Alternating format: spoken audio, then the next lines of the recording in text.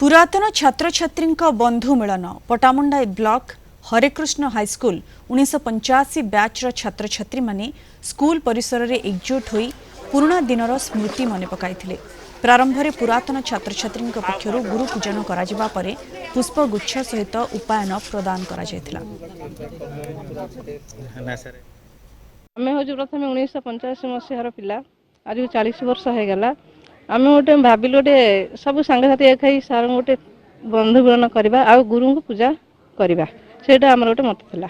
मु मो सांग दुई जन आम मु सम्बलपुर रोचे मो सांग गोटे राउरकेला रोचे आम दुई जन सब कथा आम केमी गोटे स्कूल गोटे बंधु मिलन करवा समस्त सांग एकजुट होगी गोटे कम करवा तेणुक आम से करके आज बहुत खुशी हेलु। सार मानक भी आम पूजा कलु आमर 40 वर्ष पर सांगसाथी को भेट पाइलु एठू बहुत बड़ खुशी कथा।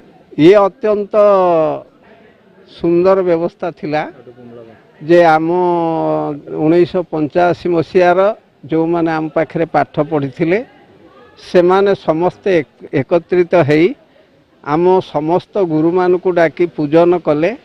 जो परंपरा हजि जाइथिला से परंपरा को आज उज्जीवित करिथिवारु मु बहुत आनंदित एवं सेमान को आशीर्वाद करुछि। जगन्नाथ महाप्रभु सेमानकर पथ कुसुमित करंतु।